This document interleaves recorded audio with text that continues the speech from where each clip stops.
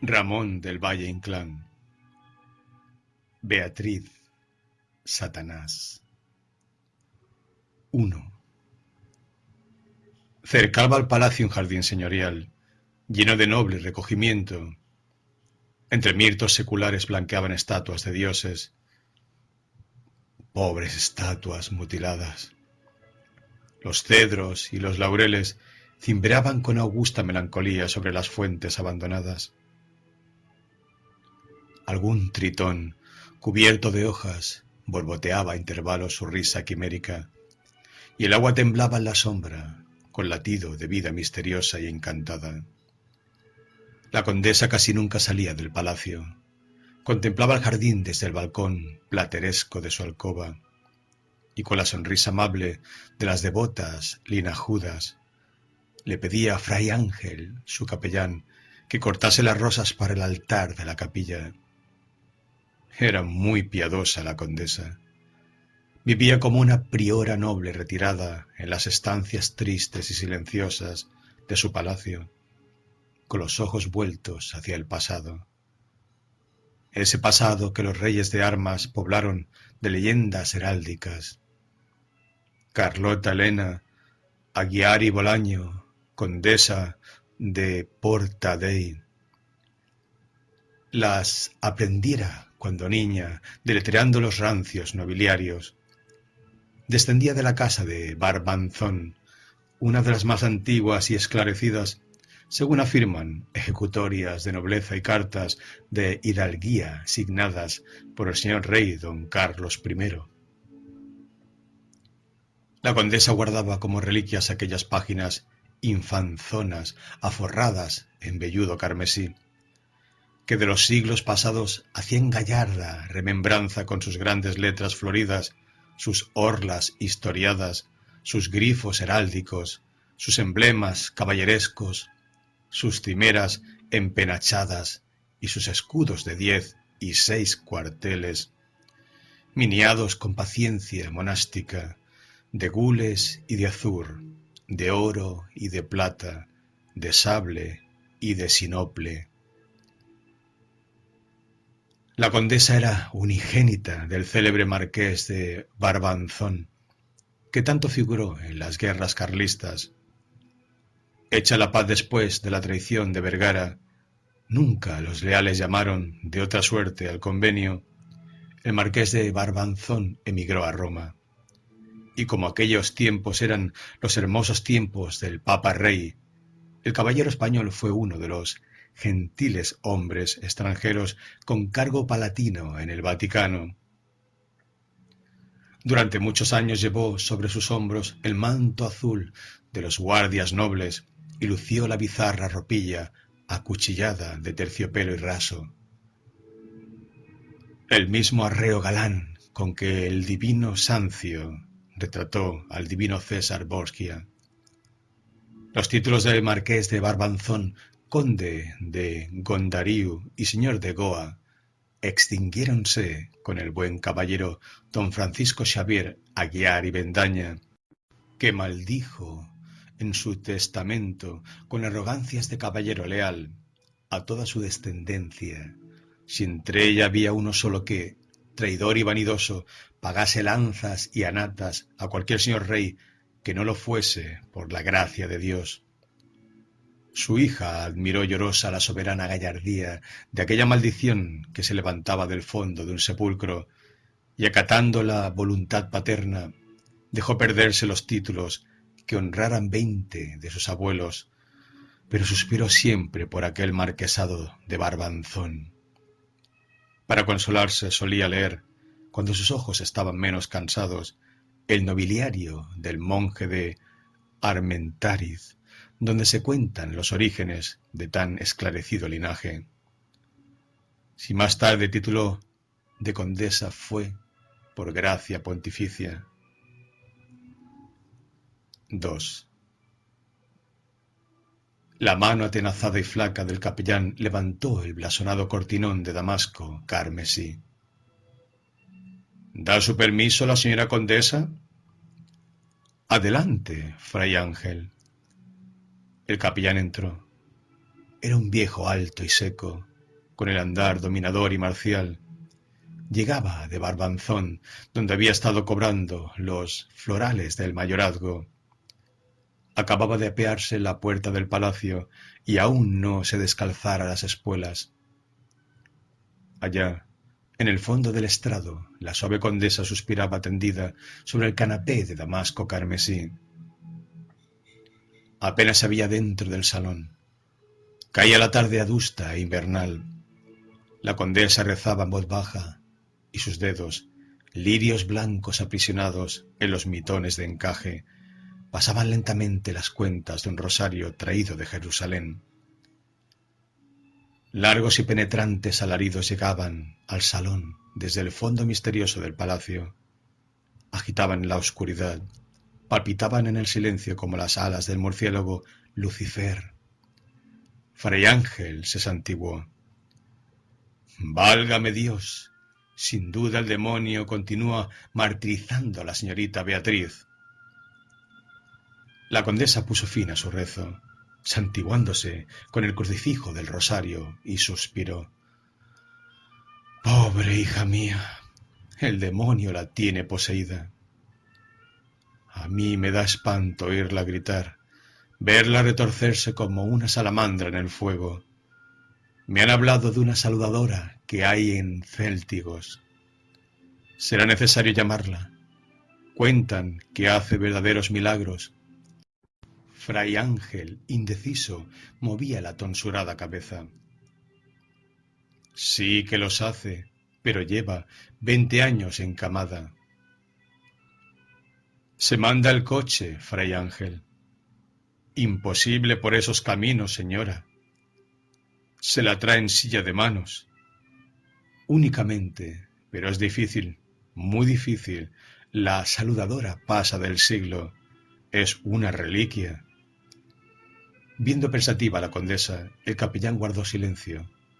Era un viejo de ojos enfoscados y perfil aguileño, inmóvil como tallado en granito. Recordaba esos obispos guerreros que las catedrales duermen o rezan a la sombra de un arco sepulcral. Fray Ángel había sido uno de aquellos cabecillas tonsurados que robaban la plata de sus iglesias para acudir en socorro de la facción. Años después, ya terminada la guerra, aún seguía aplicando su misa por el alma de Zumalacárregui. La dama, con las manos en cruz, suspiraba. Los gritos de Beatriz llegaban al salón en ráfagas de loco y rabioso ulular. El rosario temblaba entre los dedos pálidos de la condesa, que, sollozante, musitaba casi sin voz.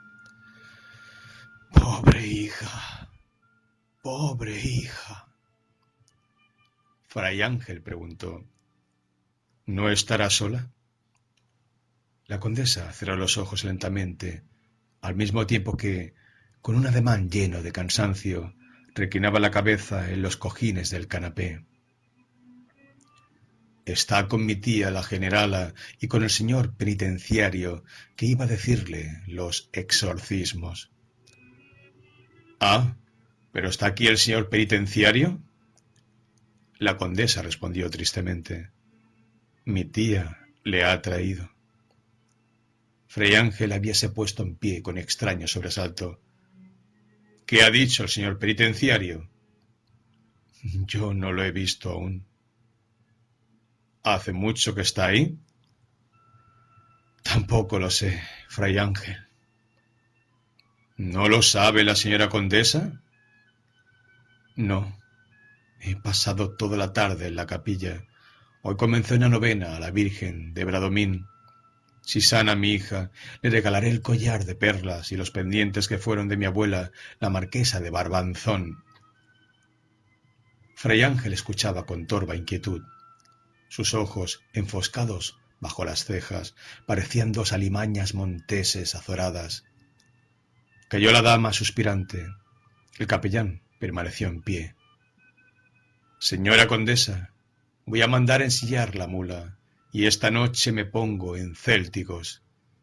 Si se consigue traer a la saludadora, debe hacerse con un gran sigilo. Sobre la madrugada ya podemos estar aquí. La condesa volvió al cielo los ojos, que tenían un cerco amoratado. «Dios lo haga». Y la noble señora, arrollando el rosario entre sus dedos pálidos, levantóse para volver al lado de su hija. Un gato que dormitaba sobre el canapé saltó al suelo, enarcó el espinazo y la siguió maullando. Fray Ángel se adelantó. La mano atezada y flaca del capellán sostuvo el blasonado cortinón. La condesa pasó con los ojos bajos y no pudo ver cómo aquella mano temblaba. 3. Beatriz parecía una muerta, con los párpados entornados, las mejillas muy pálidas y los brazos tendidos a lo largo del cuerpo. Yacía sobre el antiguo lecho de madera legado a la condesa por fray Diego Aguiar, un obispo de la noble casa de Barbanzón, tenido en opinión de santo. La alcoba de Beatriz era una gran sala entalimada de castaño, oscura y triste. Tenía angostas ventanas de montante donde arrullaban las palomas y puertas monásticas de paciente y arcaica ensambladura con clavos danzarines en los floreados herrajes. El señor penitenciario y Misia Carlota, la generala, retirados en un extremo de la alcoba, hablaban muy bajo. El canónigo hacía pliegues al manteo. Sus sienes calvas, su frente marfileña, brillaban en la oscuridad. Rebuscaba las palabras como si estuviese en el confesionario, poniendo sumo cuidado en cuanto decía y empleando largos rodeos para ello. Misia Carlota le escuchaba atenta y entre sus dedos, secos como los de una momia, temblaban las agujas de madera y el ligero estambre de su calceta.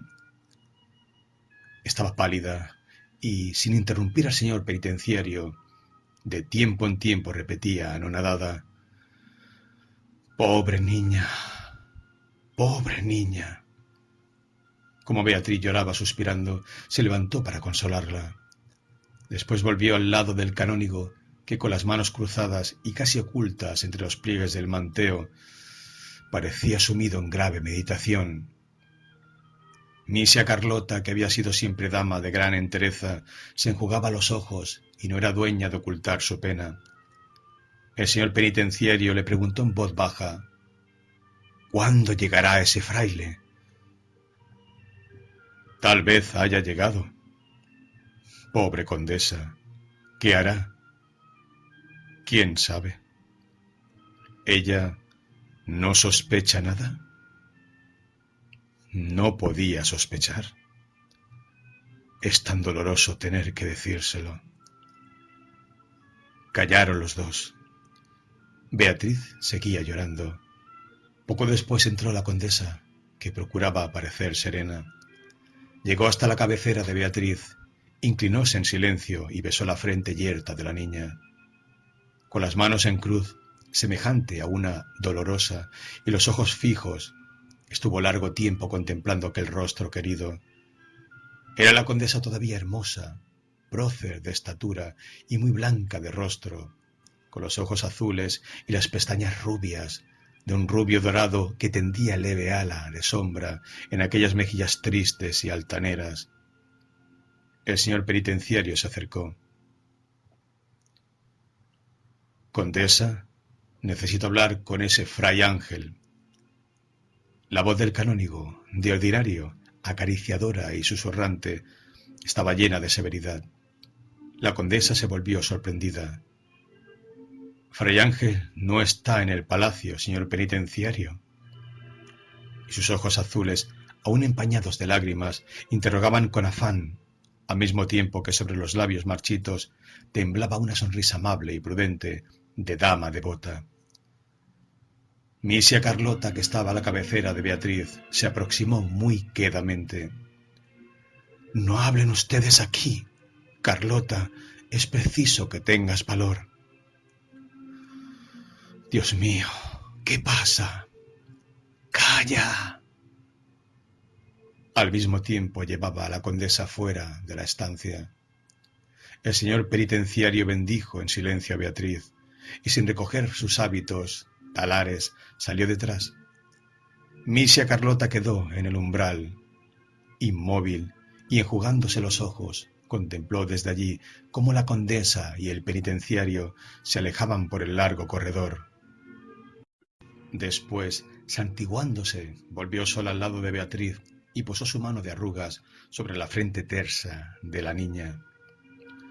Hijita mía, no tiembles, no temas.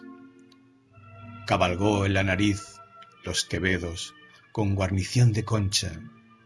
Abrió un libro de oraciones por donde marcaba el registro de seda azul ya desvanecida y comenzó a leer en voz alta.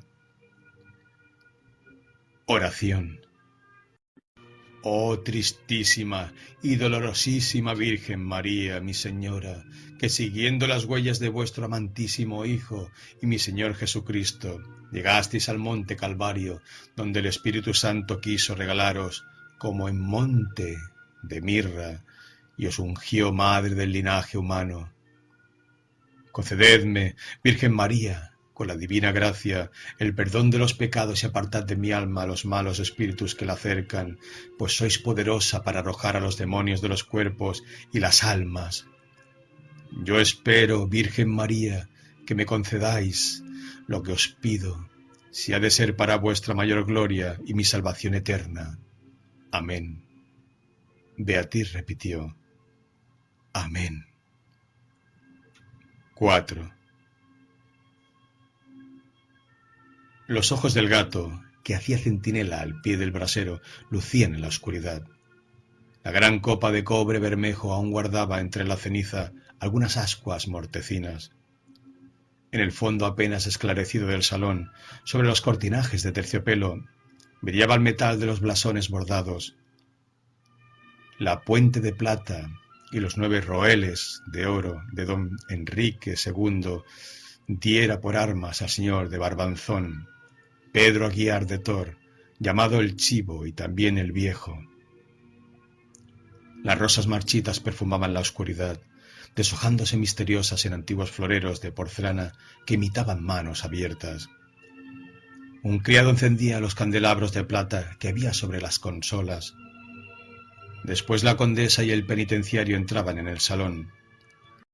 La dama, con ademán resignado y noble, ofreció al eclesiástico asiento en el canapé, y trémula y abatida por oscuros pensamientos, se dejó caer en un sillón. El canónigo, con la voz ungida de solemnidad, empezó a decir: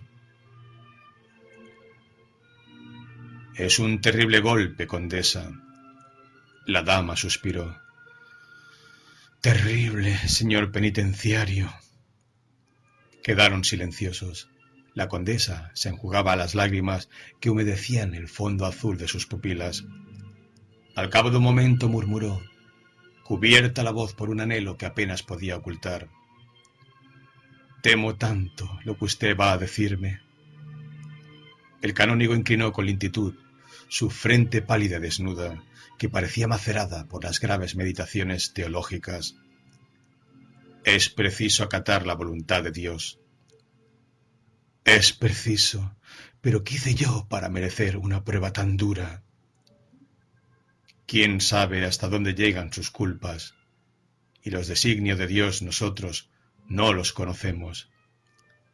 La condesa cruzó las manos doloridas. «Ver a mi Beatriz privada de la gracia, poseída de Satanás». El canónigo la interrumpió. «No, esa niña no está poseída. Hace 20 años que soy penitenciario en nuestra catedral y un caso de conciencia tan doloroso, tan extraño, no lo había visto. La confesión de esa niña enferma todavía me estremece». La condesa levantó los ojos al cielo. «Se ha confesado. Sin duda, Dios nuestro Señor quiere volverle su gracia. He sufrido tanto viendo a mi pobre hija aborrecer de todas las cosas santas, porque antes estuvo poseída, señor penitenciario». «No, condesa, no lo estuvo jamás». La condesa sonrió tristemente, inclinándose para buscar su pañuelo, que acababa de perdérsele. El señor penitenciario lo recogió de la alfombra. Era menudo, mundano y tibio, perfumado de incienso y estoraque como los corporales de un cáliz. Aquí está, condesa. Gracias, señor penitenciario. El canónigo sonrió levemente. La llama de las bujías brillaban en sus anteojos de oro. Era alto y encorvado, con manos de obispo y rostro de jesuita. Tenía la frente desguarnecida, las mejillas tristes, el mirar amable, la boca sumida, llena de sagacidad. Recordaba el retrato del cardenal Cosme de Ferrara que pintó el Perugino. Tras leve pausa continuó. En este palacio, señora, se hospeda un sacerdote impuro, hijo de Satanás. La condesa le miró horrorizada. ¿Fray Ángel? El penitenciario afirmó inclinando tristemente la cabeza, cubierta por el solideo rojo, privilegio de aquel cabildo. Esa ha sido la confesión de Beatriz. Por el terror y por la fuerza han abusado de ella. La condesa se cubrió el rostro con las manos, que parecían de cera. Sus labios no exhalaron un grito. El penitenciario la contemplaba en silencio. Después continuó. Beatriz ha querido que fuese yo quien advirtiese a su madre. Mi deber era cumplir su ruego. Triste deber, condesa. La pobre criatura, de pena y de vergüenza, jamás se hubiera atrevido. Su desesperación, al confesarme su falta, era tan grande que llegó a infundirme miedo. Ella creía su alma condenada, perdida para siempre. La condesa, sin descubrir el rostro, con la voz ronca por el llanto, exclamó: «Yo haré matar al capellán, le haré matar, y a mi hija no la veré más». El canónigo se puso en pie, lleno de severidad. «Condesa, el castigo debe dejarse a Dios, y en cuanto a esa niña, ni una palabra que pueda herirla, ni una mirada que pueda avergonzarla». Agobiada, yerta, la condesa sollozaba como una madre ante la sepultura abierta de sus hijos. Allá fuera las campanas de un convento volteaban alegremente enunciando la novena que todos los años hacían las monjas a la seráfica fundadora. En el salón, las bujías lloraban sobre las arandelas doradas y en el borde del brasero apagado dormía, roncando, el gato. 5. Los gritos de Beatriz resonaron en todo el palacio. La condesa estremecióse oyendo aquel plañir que hacía miedo en el silencio de la noche y acudió presurosa. La niña, con los ojos extraviados y el cabello destrenzándose sobre los hombros, se retorcía. Su rubia y magdalénica cabeza golpeaba contra el entarimado y de la frente, yerta y angustiada, manaba un hilo de sangre. Retorcíase bajo la mirada muerta e intensa del Cristo, un Cristo de ébano y marfil, con cabellera humana, los divinos pies iluminados por agonizante lamparilla de plata. Beatriz evocaba el recuerdo de aquellas blancas y legendarias princesas, santas de 13 años ya tentadas por Satanás. Al entrar la condesa se incorporó con extravío, la faz lívida, los labios trémulos como rosas que van a deshojarse. Su cabellera apenas cubría la candidez de los senos. «Mamá, mamá, perdóname». Y le tendía las manos, que parecían 2 blancas palomas azoradas. La condesa quiso alzarla en los brazos. «Sí, hija, sí, acuéstate ahora». Beatriz retrocedió, con los ojos horrorizados, fijos en el revuelto lecho. «Ahí está Satanás, ahí duerme Satanás, viene todas las noches, ahora vino y se llevó mi escapulario, me ha mordido en el pecho. Yo grité, pero nadie me oía, me muerde siempre en los pechos y me los quema».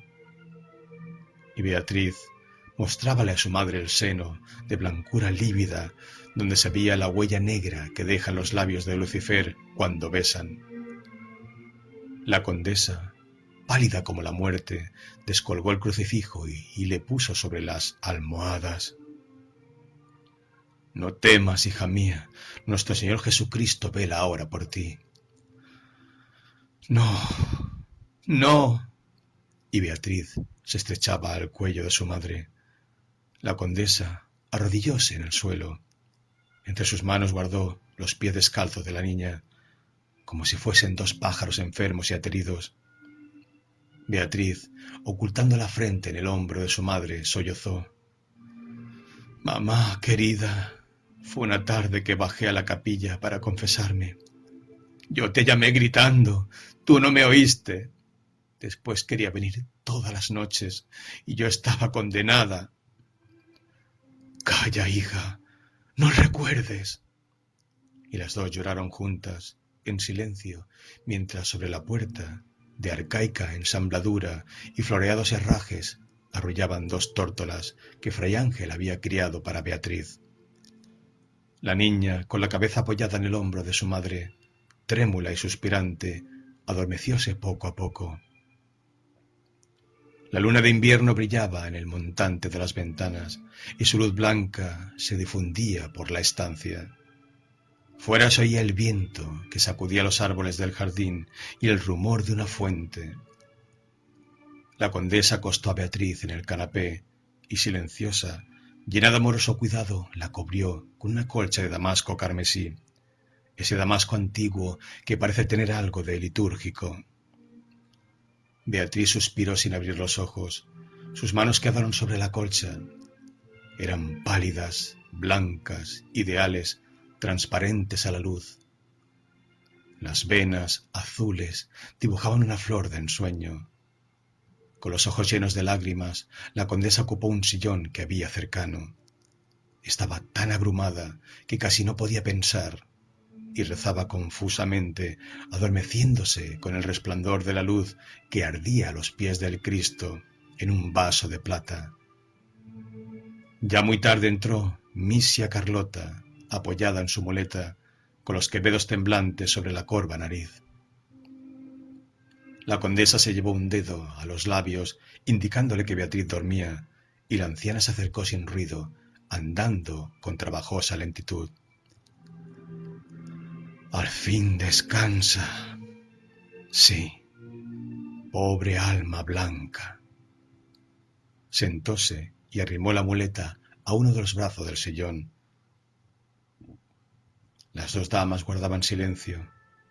Sobre el montante de la puerta, la pareja de tórtolas seguía arrullando. 6.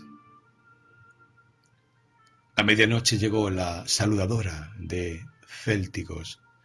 La conducían dos nietos ya viejos, en un carro de bueyes tendida sobre paja.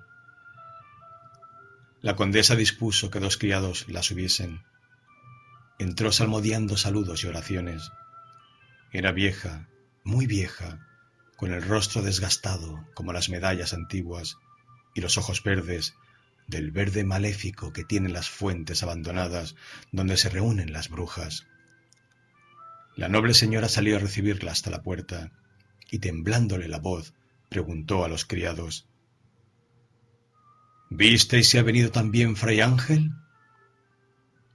En vez de los criados, respondió la saludadora con el rendimiento de las viejas que acuerdan el tiempo de los mayorazgos. Señora mi condesa, yo sola he venido, sin más compañía que la de Dios. ¿Pero no fue a Céltigos un fraile con el aviso? Estos tristes ojos a nadie vieron. Los criados dejaron a la saludadora en un sillón. Beatriz la contemplaba, los ojos sombríos, abiertos como sobre un abismo de terror y de esperanza. La saludadora sonrió con la sonrisa yerta de su boca desdentada. Miren con cuánta atención está la blanca rosa, no me aparta la vista. La condesa, que permanecía en pie en medio de la estancia, interrogó: ¿Pero no vio a un fraile? A nadie, mi señora. ¿Quién llevó el aviso? No fue persona de este mundo. Ayer de tarde quedéme dormida y en el sueño tuve una revelación. Me llamaba la buena condesa moviendo su pañuelo blanco, que era después una paloma volando, volando para el cielo. La dama preguntó temblando: ¿Es buen agüero eso? No hay otro mejor, mi condesa. Díjeme entonces entre mí: vamos al palacio de tan gran señora. La condesa callaba.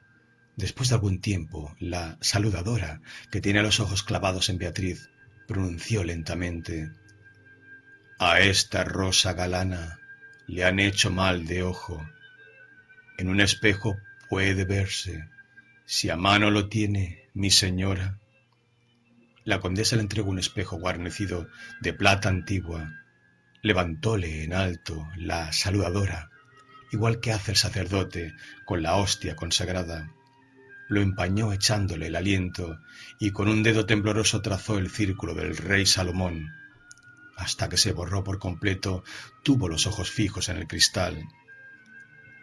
La condesita está embrujada. Para ser bien roto el embrujo han de decirse las 12 palabras que tiene la oración del Beato Electus al dar las 12 campanadas del mediodía, que es cuando el Padre Santo se sienta a la mesa y bendice a toda la cristiandad. La condesa se acercó a la saludadora. El rostro de la dama parecía el de una muerta y sus ojos azules tenían el venenoso color de las turquesas. ¿Sabe hacer condenaciones? Ay, mi condesa, es muy grande pecado. ¿Sabe hacerlas? Yo mandaré decir misas y Dios se lo perdonará. La saludadora meditó un momento.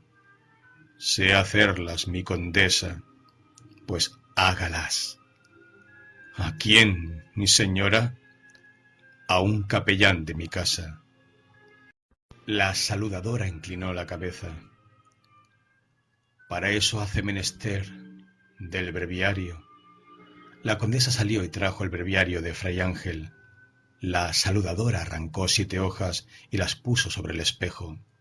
Después, con las manos juntas, como para un rezo, salmodió: Satanás, Satanás, te conjuro por mis malos pensamientos, por mis malas obras, por todos mis pecados. Te conjuro por el aliento de la culebra, por la ponzoña de los alacranes, por el ojo de la salamántiga. Te conjuro para que vengas sin tardanza y en la gravedad de aqueste círculo del rey Salomón te encierres y en él te estés, sin un momento te partir, hasta poder llevarte a las cárceles tristes y oscuras del infierno el alma que en este espejo agora vieres. Te conjuro por este rosario, que yo sé profanado por ti y mordido en cada una de sus cuentas. Satanás, Satanás, una y otra vez te conjuro. Entonces el espejo se rompió con triste gemido de alma encarcelada. Las 3 mujeres mirándose silenciosas, con miedo de hablar, con miedo de moverse, esperan el día, puestas las manos en cruz.